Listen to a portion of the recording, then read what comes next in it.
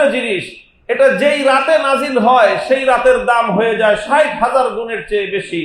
এটা যেই মাসে নাজিল হয় সেই মাসের দাম বৃদ্ধি পেয়ে যায় কমপক্ষে ৭০ গুণের চেয়ে বেশি। মনে রাখবেন, আল্লাহ এই কোরআন কোন মাসকে দামি করার জন্য নাজিল করেন নাই, কোন রাতকে মূল্যবান করার জন্য আল্লাহ কোরআন নাজিল করেননি। এরপরেও কোরআন এমন এক জিনিস, এটা যেখান দিয়ে যায়, যেখানেই ছোঁয়া লাগে সেখানেই দাম বেড়ে যায়, সেখানেই মূল্য বেড়ে যায়। এই কোরআন নাজিল হওয়ার মূল উদ্দেশ্য হলো মানুষের মূল্য বৃদ্ধি করা। সেই কোরআন যদি সেই মানুষের জীবনে কোরআনের ছোঁয়া লাগে, মানুষের হৃদয়ে যদি কোরআনের ছোঁয়া লাগে, মানুষের বক্ষে যদি কোরআনের স্পর্শ লাগে, আল্লাহর কসম সেই মাটির মানুষ স্বর্ণ নয় হীরার মানুষের চেয়ে দামি মানুষে পরিণত হবে। মুসা আলাইহিস সালাতু ওয়াস সালাম কারূনকে উপদেশ দিতে গিয়ে বললেন, ওয়াবতাগি ফীমা আতাকাল্লাহুদ দারাল আখিরাহ, হে কারূন, তোমাকে আল্লাহ পাক রব্বুল আলামিন যা কিছু দিয়েছেন এটা দিয়ে তুমি পরকাল অর্জন করার চেষ্টা করো। আতাকাল্লাহু আদ-দারাল আখিরাহ, পরকালকে অর্জন করার চেষ্টা করো। ওয়ালা তানসা নাসীবাকা মিনাদ দুনিয়া, আর দুনিয়াতে তো চিরদিন থাকবা না, অল্প কিছুদিন দুনিয়াতে থাকবা, আর চিরকাল থাকতে হবে পরকালে। সুতরাং দুনিয়া থেকে, ইহকাল থেকে পরকালে তোমার যে নিজের পাওনা, সেই পাওনাটা এখান থেকে ওখানে নিয়ে যেতে, ট্রান্সফার করতে ভুল করো না। অর্থাৎ আমরা এক দেশে থাকি, কোথাও প্রবাসে গেলাম, প্রবাসে গিয়ে টাকা পয়সা কিছু কামাই হলো, সম্পদ উপার্জন হলো। আমি তো আর প্রবাসে স্থায়ী না, প্রবাসে গিয়েছি কোনো একটা কাজে, আবার আমি আমার নিজের দেশে ফিরে আসব। তো প্রবাসে গিয়ে আমার যা টাকা পয়সা উপার্জিত হলো সেটা যেন আমি প্রবাসেই রেখে চলে না আসি, ওটা আমি আসার আগেই আমার দেশে কিভাবে ট্রান্সফার করব সেটার উদ্যোগ যেন গ্রহণ করি। এই পরামর্শটাই মুসা আলাইহিস সালাম কারূনকে দিলেন। ওয়ালা তানসা নাসীবাকা মিনাদ দুনিয়া, দুনিয়া থেকে তুমি তোমার পাওনা হিস্সা পরকালে নিয়ে যেতে ভুল করো না। এটা ২ নম্বর পরামর্শ।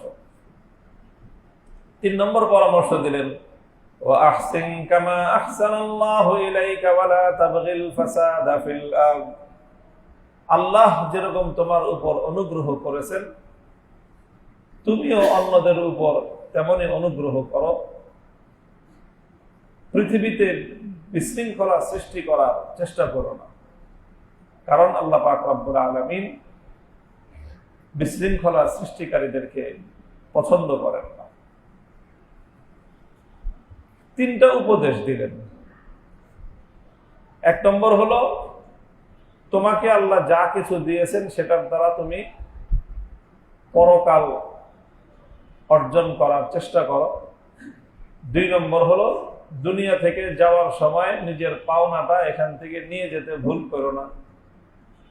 ২ নম্বর। আর ৩ নম্বর হলো, আল্লাহ তোমাকে যেরকম অনুগ্রহ করেছেন তুমি অন্যদের উপর সেভাবে অনুগ্রহ করো, আর বিশৃঙ্খলা সৃষ্টি করার চেষ্টা করো না। এই শেষ উপদেশের মধ্যে ২টা কথা একসাথে যুক্ত করে দিয়েছেন। এ থেকে বোঝা যায় যে যাকে আল্লাহ পাক রব্বুল আলামিন সুযোগ দিয়েছেন অন্যের উপকার করার, অন্যের উপর অনুগ্রহ করার, সে যদি সেই অনুগ্রহটা না করে তাহলে এটার দ্বারাই পৃথিবীতে বিশৃঙ্খলা সৃষ্টি হয়। এটার দ্বারা পৃথিবীতে বিশৃঙ্খলার সৃষ্টি হয়, এটা কোরআনের এই আয়াতের দ্বারা বোঝা যায়। আমরা এই ৩টা কথার উপরে মুসা আলাইহিস সালাতু ওয়াস সালামের এই ৩টি উপদেশের উপর সংক্ষেপে কয়েকটা কথা আমি আপনাদের সামনে আরজ করি। প্রথম তো এটা একটা সর্বকালীন, একটা সার্বজনীন একটা উপদেশ যে তোমাকে আল্লাহ যা কিছু দিয়েছেন। আমরা জানি যে কারূনকে আল্লাহ পাক রব্বুল আলামিন অঢেল সম্পদ দান করেছিলেন। পৃথিবীতে সম্পদশালিতার দিক থেকে কারণ হলো এক দৃষ্টান্ত। সে এক প্রবাদ প্রতিম মানুষ, যে সম্পদের মালিকানা, ধনাঢ্যতা, এই ক্ষেত্রে পৃথিবীতে একজন প্রবাদ সমব্যক্তিত্ব হলো বা নাম হলো কারুন। তো আল্লাহ পাক রব্বুল আলামিন এখানে মুসা আলাইহিস সালামের উপদেশ উদ্ধৃত করতে গিয়ে সম্পদের কথা বিশেষভাবে উল্লেখ করেন নাই, শুধু বলেছেন ফিমা আতাকাল্লাহ, আল্লাহ তোমাকে যা কিছু দিয়েছেন, যেটাই দিয়েছেন সেটার দ্বারাই তুমি পরকাল অর্জন করার চেষ্টা করো। আল্লাহ আমাদেরকে যাকে যেটাই দিয়েছেন, এখানে উপদেশটা যদিও মুসা আলাইহিস সালাম কারুনকে লক্ষ্য করে করেছেন, কিন্তু এখানে নাম নির্ধারণ করা হয় নাই। এই উপদেশ দুনিয়ার প্রতিটি মানুষের জন্য, যাকে আল্লাহ যেই সুযোগটুকু দিয়েছেন, যাকে আল্লাহ যেই নিয়ামত দিয়েছেন, প্রত্যেক ব্যক্তির করণীয় হলো আল্লাহ প্রদত্ত সেই নিয়ামতের মাধ্যমে পরকালকে অর্জন করার চেষ্টা করা, পরকালকে অর্জন করার চেষ্টা করা। আর দ্বিতীয় কথাটাও এর চেয়ে আরো হৃদয়গ্রাহী, ওয়ালা তানসা নাসীবাকা মিনাদ দুনিয়া, দুনিয়া থেকে আখিরাতের দিকে যাওয়ার সময় নিজের হিস্সাটা নিয়ে যেতে ভুল করো না, নিজের হিস্সা নিয়ে যেতে ভুল করো না। এখানে কোরআনের শব্দ হলো নাসিবাক, নাসিব মানে হলো যার যার নিজের অংশ। দুনিয়া থেকে যাওয়ার সময় তুমি তোমার নিজের অংশটা নিয়ে যেতে ভুল করো না। নিজের অংশ নিয়ে যেতে ভুল করার অর্থটা কি? দেখেন হাদিসের মধ্যে আসছে, রাসূল সাল্লাল্লাহু আলাইহি ওয়াসাল্লাম বলেন, ইয়াকুলু ইবনু আদম মালি মালি। দুনিয়ার মানুষের একটা নেচারের স্বভাব হলো দুনিয়ার সবকিছু মানুষ নিজের বলে একটা পরিচয় দিতে স্বাচ্ছন্দ্য বোধ করে। এই যে আমার বাড়ি, এই যে দেখতেছেন হুজুর গাড়িটা কিনছে আমার গাড়ি, এই যে আমার প্রপার্টি, এই যে আমার ফ্যাক্টরি, অর্থাৎ সব কিছু মানুষ নিজের দিকে সম্পৃক্ত করতে মানুষ প্রাউড ফিল করে, স্বাচ্ছন্দ্য বোধ করে, গর্ব বোধ করে। আল্লাহ রাসূল সাল্লাল্লাহু আলাইহি ওয়াসাল্লাম বলে যে বোকা, এটা বোকামি। তুমি কি বলতেছো? কোন সম্পদ কার? কোনটাকে তুমি তোমার বাড়ি বলে দাবি করতেছো? কোনটাকে তুমি তোমার অ্যাসেট বলে দাবি করতেছো? ওহাল্লাকা ইল্লা মা আকালতা ফাআফনাইতা আও লাবিসতা ফাআবলাইতা আও তাসাদদাকতা ফাআমজাইতা। তোমার সম্পদ তো তিনটা, যেটা তুমি খেয়ে হজম করে ফেলেছো, এটা হলো তোমার। বলতে পারো যে হ্যাঁ আমি খেয়ে ফেলছি, আমারটা। অথবা যেটা তুমি পরিধান করে, যেটাকে তুমি পুরনো করে ফেলছো, এটা ব্যবহারের অযোগ্য হয়ে গেছে, এটা তুমি ব্যবহার করে ফেলছো, এটা তোমার। আও তাসাদদাকতা ফাআমজাইতা। আর এই দুটোর বাইরে 3 নম্বর আরেকটা আছে তোমার সম্পদ, যেটা তুমি আল্লাহর রাস্তায় সাদাকা করে এটাকে তুমি ডিপোজিট করে রাখছো। ব্যাস, এই তিনটাই তোমার সম্পদ। আর বাকি যা তুমি বলতেছো এর কোনোটাই তোমার সম্পদ না। এমনকি ইসলামী শরীয়তের মাসআলা অনুযায়ী মানুষ মৃত্যুর আগেই এই সকল সম্পদের উপর থেকে মানুষের নিজের কর্তৃত্ব এবং তার মালিকানা খতম হয়ে যায়। কোন একজন মানুষ যদি সে মৃত্যুর শয্যায় শায়িত হয়, এখনো তার মৃত্যু হয় নাই, এটাকে বলা হয় মরজে ওয়াফাত। মৃত্যু রোগ, যেই রোগটায় মানুষের আশঙ্কা হয় যে সে মারা যাবে, সেই মরজে ওয়াফাতের মধ্যে মানুষ তার নিজের সম্পদ চাইলে আরেকজনকে দান করতে পারে না। এই দান করলে ইসলামী শরীয়তে সেই দান কার্যকর হয় না। আরেকজনকে ওসিয়ত করলে যে অমুককে দিও, এটাও কার্যকর হয় না। কেন কার্যকর হয় না? কারণ তুমি যেদিন হাসপাতালে অ্যাডমিট হইছো সেই দিনই তোমার সমস্ত সম্পদ পরবর্তী অন্যদের নামে আল্লাহর পক্ষ থেকে ট্রান্সফার হয়ে গেছে। এটা এখন শুধু তোমার টাকা থেকে হাসপাতালের বিল দিবে, আর অ্যাম্বুলেন্সের বিল দিবে, আর লাশবাহী গাড়ির বিল দিবে, আর তোমার টাকা থেকে শুধুমাত্র তোমার কাফন দাফন হবে, আর বাকি সব টাকা ইতিমধ্যে অন্যের নামে ট্রান্সফার হয়ে গেছে। এটা তো মানুষ দুনিয়াতে জীবিত থাকা অবস্থায় হয়ে যায়। জীবিত থাকা অবস্থাতেই মানুষের সম্পদের উপর মানুষের নিজের কর্তৃত্ব এবং তার মালিকানা খতম হয়ে অন্যের নামে এটা স্থানান্তরিত হয়ে যায় এবং অন্যের মালিকানা প্রতিষ্ঠিত হয়ে যায়। এটা ইসলামের বিধান, আল্লাহর বিধান। তো যাই হোক, এই যে কথাটা মুসা আলাইহিস সালাতু ওয়াস সালাম বললেন, ওয়ালা তানসা নাসীবাকা মিনাদ দুনিয়া, দুনিয়াতে মানুষ দুটো নষ্ট করে গেল, একটা খেয়ে শেষ করলো আর একটা পরিধান করে শেষ করলো। এই দুটো মানুষের আরেকটা হলো নিজের তাসাদ্দাকতা ফাআমজাইতা, যেটা আল্লাহর রাস্তায় তুমি ডিপোজিট করে রাখলা, সঞ্চয় করে রাখলা সাদাকার মাধ্যমে, এটাই হলো তোমার নামে সঞ্চিত থাকলো। আর এছাড়া বাকি যত সম্পদ, যত অ্যাসেট দেখতেছো, এই কোনোটাই তোমার না। কাজেই হে দুনিয়ার বোকা মানুষ, গাধার মতো খাটনি খেটে সম্পদ জমা করলা, আর সব সম্পদ তুমি এখানে রেখে খালি হাতে, রিক্ত হস্তে, শূন্য হাতে তুমি তোমার চিরস্থায়ী আবাসস্থল, চিরস্থায়ী মঞ্জিলের দিকে তুমি যাত্রা করবা।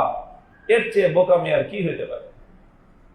বলেন, কোন একটা মানুষ প্রবাসে থাকতেছে 10 বছর, 15 বছর, 20 বছর, আমেরিকা, কানাডায়, অস্ট্রেলিয়ায়, মিডল ইস্টে, সৌদি আরবে, কাতারে, কুয়েতে, সেখানে এসে বেশ টাকা পয়সা কামাই করছে, বাড়ি গাড়ি কিনছে, অনেক কিছু করছে।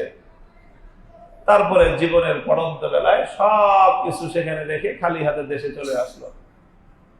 এই লোকটাকে দেখলে দেশের প্রত্যেকটা মানুষ বকা দিবে, গালাগালি করবে, তার বদনাম করবে। বোকা, সম্পদ মানুষ বিদেশে করে। তো এই লোক যেরকম বোকা, তার তো বিদেশে আবার গিয়ে সম্পদ বিক্রি করে টাকা দেশে ট্রান্সফার করার এখনো সুযোগ আছে। তার চেয়েও বড় বোকা হলো ওই ব্যক্তি যে দুনিয়াতে অনেক সম্পদের মালিক থাকলো, দুনিয়াতে অনেক সুযোগের সে মালিক থাকলো, কিন্তু সেই সুযোগ আর সেই সম্পদগুলো সে দুনিয়াতেই রেখে চলে গেল, নিজের পরকালে যাওয়ার জন্য সে কোনো কিছুই সাথে করে নিয়ে গেল না। দেখেন আল্লাহ আর কেমনে বলবেন, আল্লাহ আর কিভাবে বলবেন মানুষকে, ওয়ালা তানসা নাসীবাকা মিনাদ দুনিয়া, দুনিয়া থেকে যাওয়ার সময় নিজের হিস্সাটা নিয়ে যেতে ভুল করো না।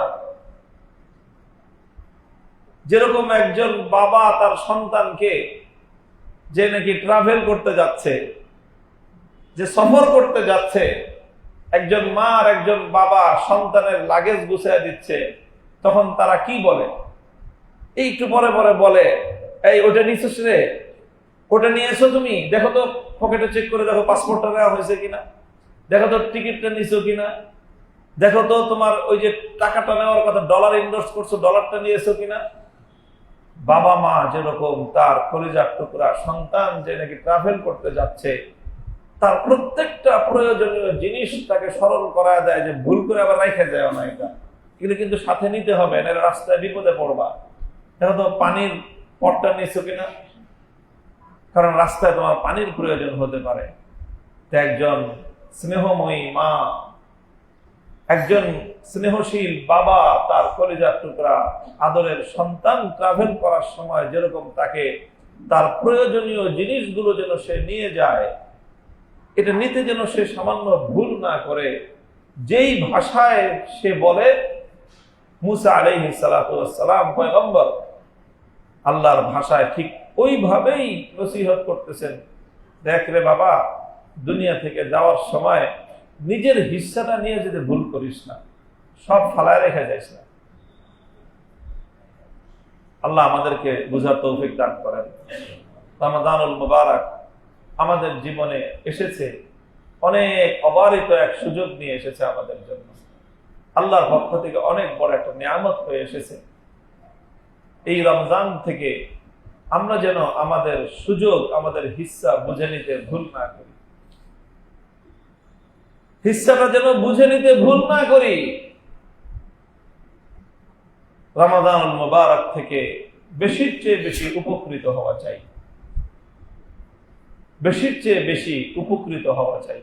এটা মৌসুম, এটা শুধু ঈদের কেনাকাটার মৌসুম না। রমজানটা হলো রমাদানুল মুবারক, এটা মুমিনের জন্য পরকাল উপার্জন করার এক গ্রেট অফার, মহা সুযোগ, অনেক বড় একটা ছাড় দেওয়ার সুযোগ আল্লাহর পক্ষ থেকে। প্রত্যেক মুমিনের দায়িত্ব এবং করণীয় হলো এই ব্যাপারে মনোযোগী হওয়া। রাত দিন যখন যেইভাবে সুযোগ হয় আমাদের রমাদান থেকে উপকৃত হওয়া চাই। রমাদান থেকে উপকৃত হওয়ার সবচেয়ে বড় উপায় হলো, সবচেয়ে বড় মাধ্যম হলো পবিত্র কোরআনে কারীম। শাহরু রমাদান আল্লাযী উনজিলা ফীহিল কুরআনু হুদাল লিন-নাসি ওয়া বায়্যিনাতিন মিনাল হুদা ওয়াল ফুরকান। আল্লাহ পাক রব্বুল আলামিন রমাদানকে পরিচয় দিয়েছেন যে রমাদান এটা হলো সেই মাস যেই মাসে পবিত্র কোরআন নাজিল হয়েছে। অর্থাৎ রমাদান এটা হলো কোরআন নাজিলের মাস, কোরআনের মাস। এই জন্য আল্লাহর কোন বান্দা যদি চায় যে রমাদানের দ্বারা সে বেশি উপকৃত হবে, তো তার উচিত হবে সে কোরআনে কারীম থেকে বেশি বেশি নিজের অংশ যেন সে বুঝে নেয়। কোরআন থেকে নিজের অংশ বেশি করে বুঝে নেওয়া, এটাই হলো রমাদানের দ্বারা উপকৃত হওয়ার সবচেয়ে বড় মাধ্যম। হাদিসের মধ্যে এসেছে রমাদানের রোজা আর পবিত্র কোরআন, এই দুটো একসাথে বান্দার জন্য আল্লাহর নিকট সুপারিশ করবে। সুপারিশ করে রমজানের রোজা বলবে যে আল্লাহ মানাতুহুল নাহারা, আমি তোমার বান্দাকে মিনাল আকলি ওয়াশ শুরবি, দিনের বেলায় পানাহার থেকে বিরত রেখেছি। রোজার কারণে তোমার বান্দা প্রয়োজন থাকা সত্ত্বেও, ক্ষুধা এবং তৃষ্ণা থাকা সত্ত্বেও, এবং ক্ষুধা তৃষ্ণা নিবারণ করার সর্বোত্তম ব্যবস্থা থাকা সত্ত্বেও খায় নাই, পান করে নাই, আমি রোজা তাকে বারণ করেছি। সুতরাং আজ আমি তোমার কাছে তোমার বান্দার জন্য সুপারিশ করতেছি। আর কোরআন বলবে যে আল্লাহ মানাতুহুল লাইলা মিনান নাওম, সারা দিনের ক্ষুধা তৃষ্ণায় ক্লান্ত অবসন্ন দেহ নিয়ে তার ঘুমের খুব চাহিদা ছিল। ক্লান্ত শরীরে ঘুম ভালো হয়। ক্ষুধার পরে যখন সারাদিন ক্ষুধার্ত থাকার পর একটু খাবার দাবার খেলেই মানুষের শরীরের মধ্যে একটা নিস্তেজতা আসে, ঘুমের একটা আবহ মানুষের দেহ মনে ছড়িয়ে পড়ে, তখন ঘুমাইতে মনে চায়। তো আল্লাহর কোরআন বলবে যে আল্লাহ, যখন তোমার বান্দা সারাদিন ক্লান্ত অবসন্ন ক্ষুধা তৃষ্ণায় কাতর হয়ে রাতের বেলায় ঘুমানোর জন্য তার প্রচন্ড ইচ্ছা শক্তি জাগ্রত হয়েছিল, তখন আমি কোরআন তাকে রাতের বেলায় ঘুম থেকে বিরত রেখেছি, ঘুমাতে দেই নাই। সে ঘুম কামাই দিয়ে আমি কোরআনকে সে শুনেছে, পড়েছে, তেলাওয়াত করেছে। কাজেই আজ আমি কোরআন মালিক তোমার কাছে তোমার বান্দার জন্য সুপারিশ করতেছি। ফায়ুশাফাআন, আল্লাহ নবী বলেন রোজা এবং কোরআন উভয়টার সুপারিশ আমার আল্লাহ কবুল করে বান্দাকে মাফ করে দিলেন। তো ভাই আমাদের জন্য তো কোরআন তো এই কথা বলবে যে আমি তাকে ক্লান্ত অবসন্ন দেহ নিয়ে ঘুমাইতে দেই নাই। আর আমাদেরকে কি আসলেই কোরআন ঘুমাইতে দেয় না? ব্যাপারটা কেমন হয়? যদি না হয়ে থাকে তাহলে কোরআন আমার কথা কি বলে সুপারিশ করবে আল্লাহর কাছে? কোরআনের কথা তো নির্ধারিত, কোরআন তো এই কথা বলবে যে আমি তোমার বান্দাকে ঘুমাইতে দেই নাই। এখন আমি যদি ঘুমাই কাটায় দেই, তো কোরআনের এই কথাটা বলার কোনো অপশন আমি রাখলাম না, আমি সুযোগ রাখলাম না যে কোরআন এসে আমার জন্য আল্লাহর কাছে সুপারিশ করবে। এই জন্য মুহতারাম হাজিরিন, রমাদানের খায়ের এবং বরকত হাসিল করার জন্য আমাদের উচিত হলো রমজান যতটুকু গিয়েছে তো গিয়েছে, বাকি যতটুকু সময় আছে এই সময়েরকে কাজে লাগানোর জন্য পবিত্র কোরআনে কারীমকে একটু বিশেষভাবে আঁকড়ে ধরা চাই। কোরআনের তেলাওয়াত, তিন ভাবে আমরা কোরআনের দ্বারা উপকৃত হতে পারি। প্রথম, আমরা নিজেরা কোরআনের তেলাওয়াত করতে পারি, করা চাই। যারা কোরআন শুদ্ধ করে তেলাওয়াত করতে পারি না, তারা রমজান উপলক্ষে যতটুকু সময় আছে শেখার চেষ্টা করি, আর যতটুকু পারি ততটুকু বারবার পড়ি, বারবার পড়ি, বারবার পড়ি। আর যারা মোটামুটি তেলাওয়াত পারি করতে, তাদের তো রমজান উপলক্ষে খতমের পর খতম কোরআন তেলাওয়াত করার টার্গেট নেওয়া যায়। এক নম্বর হলো তেলাওয়াত করা, দুই নম্বর হলো কোরআনের তেলাওয়াত শোনা, শ্রবণ করা। কোরআনের তেলাওয়াতের নিজে করার মাধ্যমে যেরকম সওয়াব পাওয়া যায়, তেলাওয়াত শোনার মাধ্যমেও সেম এবং সমপরিমাণ সওয়াব হাসিল করা যায়। নিজে তেলাওয়াত করতে না পারলেও অনেক জায়গায় হাফেজ সাহেবানরা কোরআন তেলাওয়াত করেন, সুযোগ পেলে হাত ছাড়া না করা যায়। স্বয়ং আল্লাহ রাসূল সাল্লাল্লাহু আলাইহি ওয়াসাল্লাম নিজে মাঝে মাঝে অন্য সাহাবীদেরকে বলতেন, একটু পড়ো আমি শুনি। সাহাবীরা বলতেন, ইয়া রাসূলুল্লাহ, আমরা পড়বো আপনি শুনবেন, অথচ কোরআন তো আপনার উপর নাজিল হয়েছে। আল্লাহর নবী বলতেন যে হ্যাঁ, আমার উপর নাজিল হয়েছে, আমি নিজে এই কোরআন যেরকম পড়তে ভালো লাগে, মাঝে মাঝে অন্যের কাছ থেকে শুনতেও ভালো লাগে। তুমি পড়ো আমি শুনি, তুমি পড়ো আমি শুনি। কোন কোন সময় আল্লাহ নবী নিজে বলতেন যে আল্লাহ আমাকে বলছেন তোমার কাছ থেকে তেলাওয়াত শুনতে।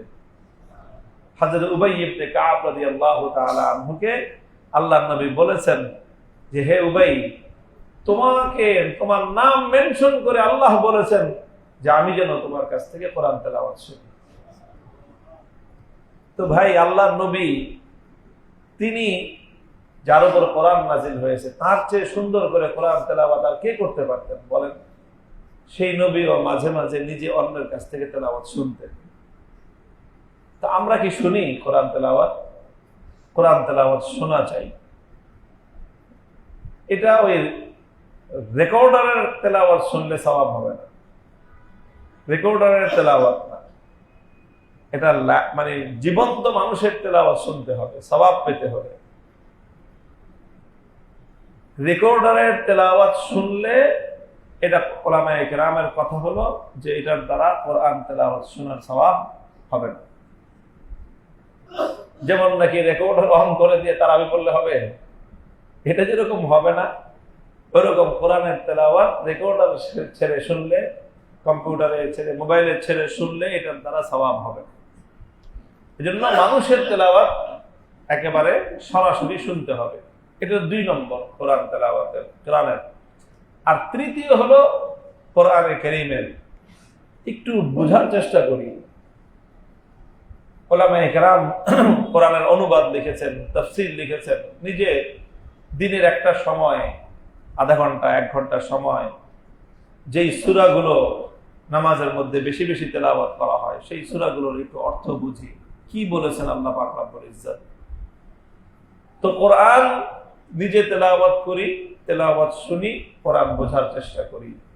এই 3 উপায়ে আমরা কোরআনে কারীমের সাথে রমাদানুল মুবারক উপলক্ষে বিশেষ সম্পর্ক তৈরি করতে পারি।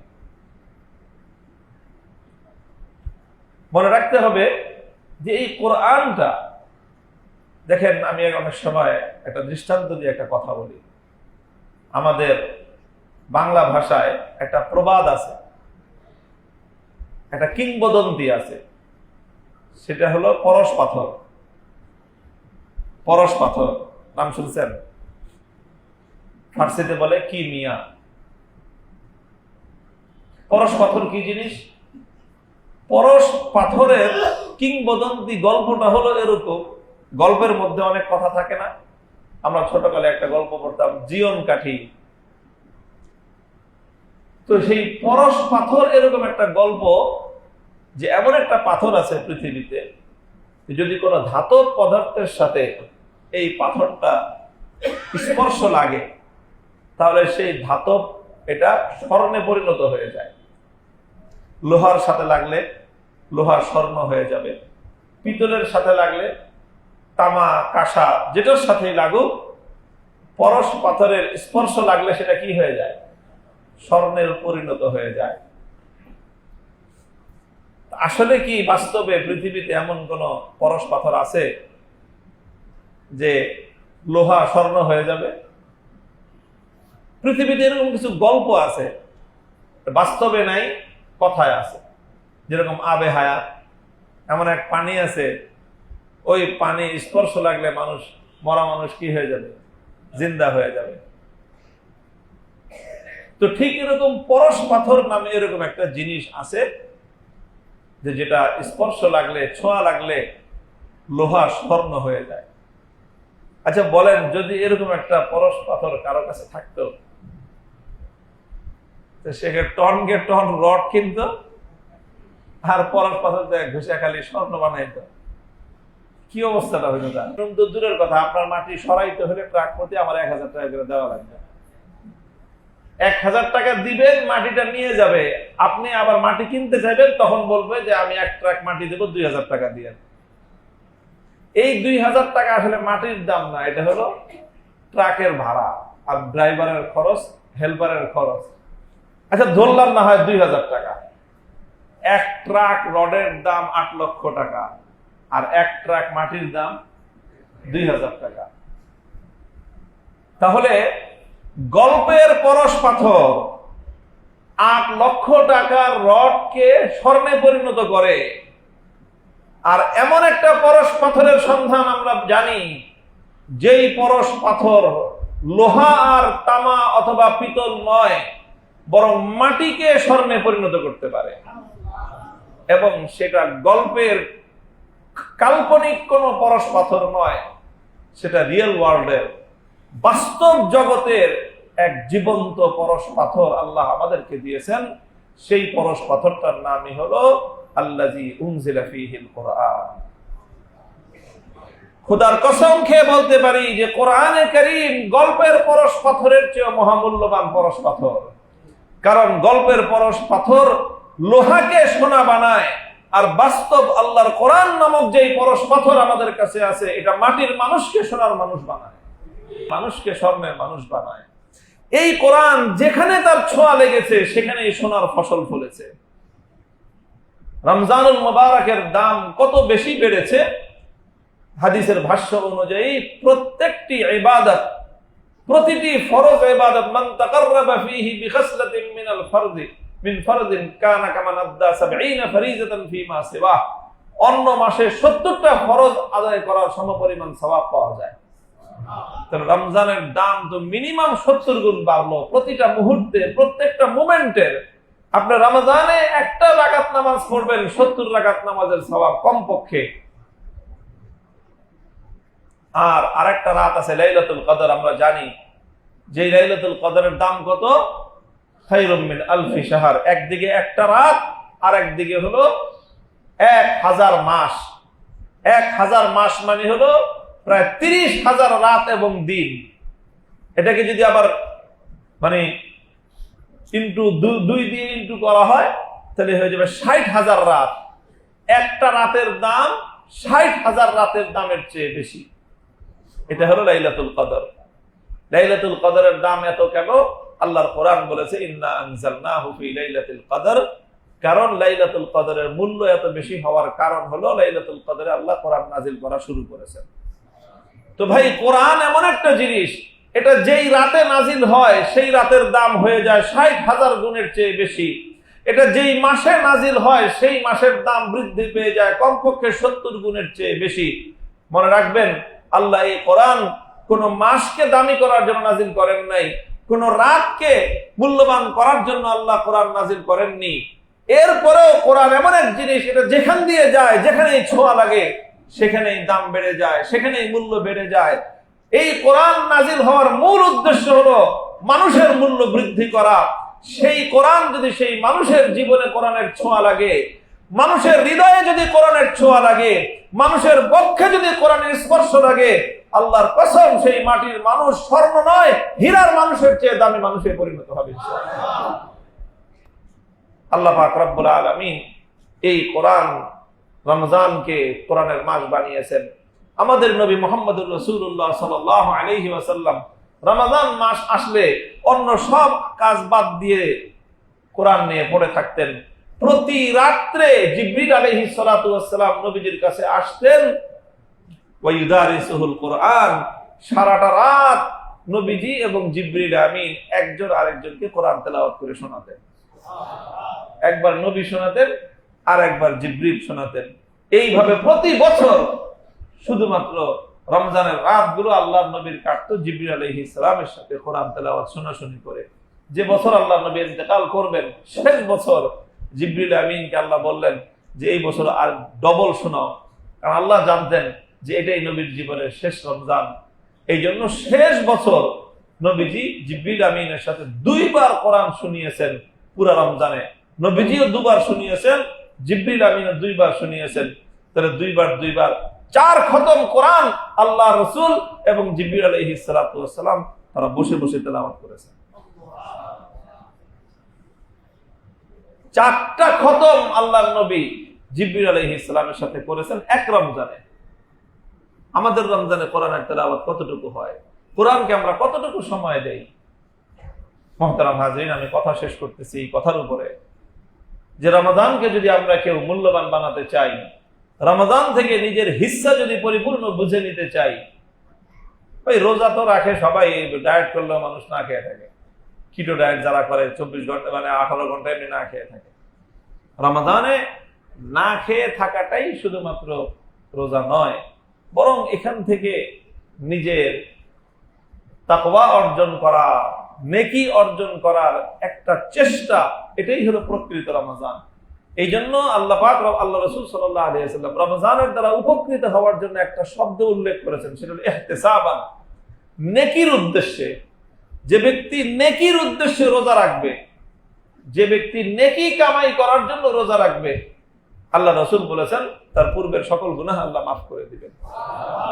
কাজে নেকি কামাই করার একটা উদ্দেশ্য রমজানে থাকতে হবে, যে আমি কিভাবে বেশি নেকি কামাই করতে পারি, বেশি সওয়াব উপার্জন করতে পারি। আর বেশি নেকি, বেশি সওয়াব উপার্জন করার সবচেয়ে উত্তম উপলক্ষ হলো কোরআনে কারীম। আসুন আমরা আমাদের রমজানকে কোরআনময় করি। যার পক্ষে যত বেশি সম্ভব হয় আমরা কোরআনের স্পর্শে আসি। নিজেদের ঘরগুলো যেন কোরআনের তেলাওয়াতের দ্বারা আলোকিত হয়, উজ্জীবিত হয়। আমি তেলাওয়াত করব, আমার স্ত্রী তেলাওয়াত করবে, আমার ছেলে মেয়েরা তেলাওয়াত করবে, আমার বাবা মা তেলাওয়াত করবে। পূর্ণ মুমিনের ঘর কোরআনের তেলাওয়াতের ঘর হবে। এটাই হলো মুমিনের রমজান হওয়া চাই। আল্লাহ আমাদের সকলকে তৌফিক দান করেন। ওয়া আখিরু দাওয়ানা আলহামদুলিল্লাহি রাব্বিল আলামিন।